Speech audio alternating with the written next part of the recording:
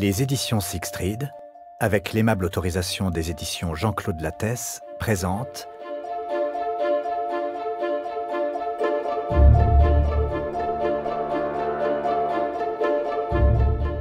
Le faussaire de Hambourg, de Kay Rademacher, interprété par Nicolas d'Angoise.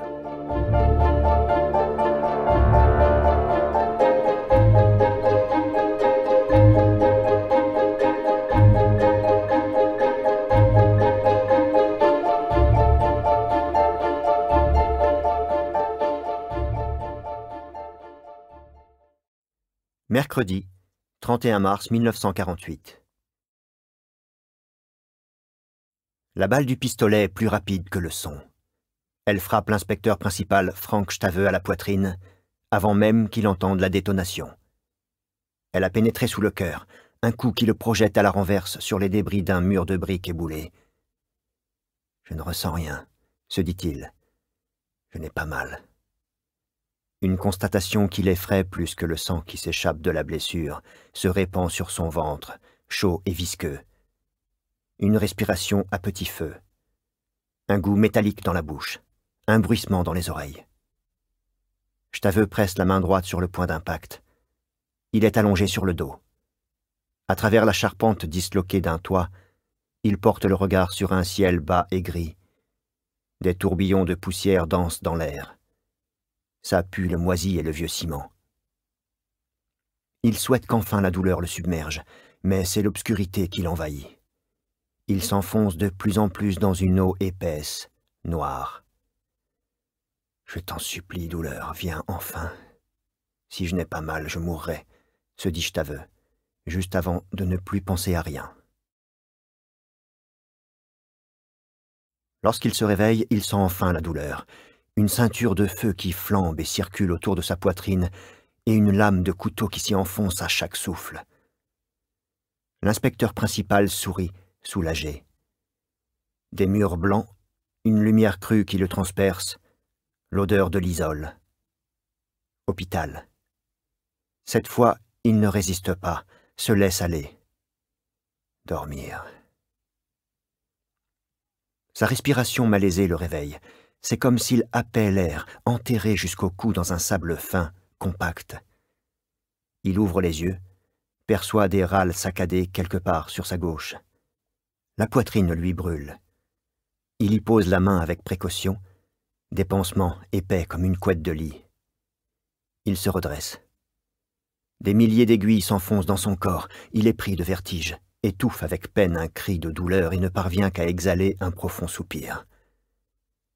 À côté de lui, la respiration haletante s'arrête un instant, reprend tant bien que mal. Un rayon de lumière à droite, venu d'une porte entr'ouverte. Un couloir, pense Staveux, une chambre d'hôpital. Il distingue à sa gauche l'écran d'un paravent qui protège le sommeil de son voisin que la douleur assiège. Staveux ignore où il est hospitalisé. Il ignore combien de temps a passé depuis ce coup de feu. Les policiers de la brigade criminelle étaient à la recherche d'un homme qui avait poignardé sa femme devant son domicile dans le quartier de Sankt Pauli. Un marsouin du cuirassé Tirpitz, coulé en 1944 dans un fjord de Norvège. L'officier d'infanterie de marine avait survécu. Fait prisonnier en Scandinavie en 1945, il avait été rapidement libéré et était rentré auprès de sa famille dans un des rares immeubles intacts du quartier. Bref, il s'en était bien sorti. Pas de mobile flagrant pour son crime, mais suffisamment de témoins l'avaient vu poignarder sa compagne devant la porte de l'immeuble. Délit de fuite, recherche. Un appel le soir même. Le fugitif avait été vu sur le quai du métro de la ligne 31, à la station aérienne de Baumwall, à quelques centaines de mètres seulement du meurtre. Staveux s'était précipité sur les lieux avec tous les hommes qu'il avait pu rameuter. L'ancien marsouin n'avait pas bougé de place, ne sachant où aller, sans doute désemparé. Il semblait plus jeune que ne l'avait imaginé l'inspecteur principal. Ce n'est qu'à la vue du panier à salade et des policiers qui se précipitaient pour en descendre qu'il avait pris ses jambes à son cou pour se cacher dans les ruines d'un magasin d'équipement maritime détruit par un bombardement. L'inspecteur principal avait fait cerner les lieux et s'était glissé avec précaution dans les pièces aux murs noircis par l'incendie. Sans être assez prudent. Il s'attendait à trouver un meurtrier armé d'un couteau, pas d'un automatique. Il se demande à présent si l'assassin a blessé d'autres policiers, s'il a réussi à s'enfuir, s'il a été maîtrisé ou s'il a fallu l'abattre. Il espère qu'ils l'ont arrêté sans effusion de sang, même si le résultat sera identique. Un juge britannique le condamnera à l'échafaud. Il est même possible que ce soit son ami le procureur Ehrlich qui rédige le réquisitoire et demande la sanction. Stave devra témoigner devant le tribunal, et sa déposition sera l'une des pièces avec lesquelles le juge étayera son verdict. Il ferme les yeux, espérant retrouver le sommeil. Mais il est définitivement réveillé. Il ne lui reste donc plus qu'à fixer l'obscurité des heures durant, à palper de temps en temps l'épaisseur de son pansement et à guetter la respiration de l'autre côté du paravent, qui semble s'épuiser à mesure que la nuit avance. La porte s'ouvre dans la pâle lueur de l'aube. Une jeune infirmière entre, joli visage allongé sous la haute cornette amidonnée de bonne sœur. Karl, le fils de Stave, lui a appris que les hommes de la Wehrmacht les surnommaient Stuka, parce que les ailes de leurs grandes coiffes aux bords déployés étaient cassées comme celles de ces bombardiers d'attaque. Sur son insigne de poitrine, son prénom, Franziska. Il pense un instant à la saluer d'une plaisanterie, mais n'en trouve aucune. « Où suis-je » demande-t-il à défaut, effaré par le son de sa propre voix. Elle ne lui accorde qu'un sourire fugace. « Un instant, s'il vous plaît. » Elle disparaît derrière le paravent. C'est alors que l'inspecteur principal remarque qu'il n'a plus entendu depuis longtemps le souffle d'une respiration. L'infirmière se précipite, revient avec une collègue. Puis c'est un médecin qui passe en courant devant le lit de Stave sans lui accorder le moindre regard. Des mots chuchotés derrière le rideau d'étoffe, aussi surréalistes que les répliques de ces pièces de théâtre modernes qu'il était interdit de mettre en scène pendant les années brunes.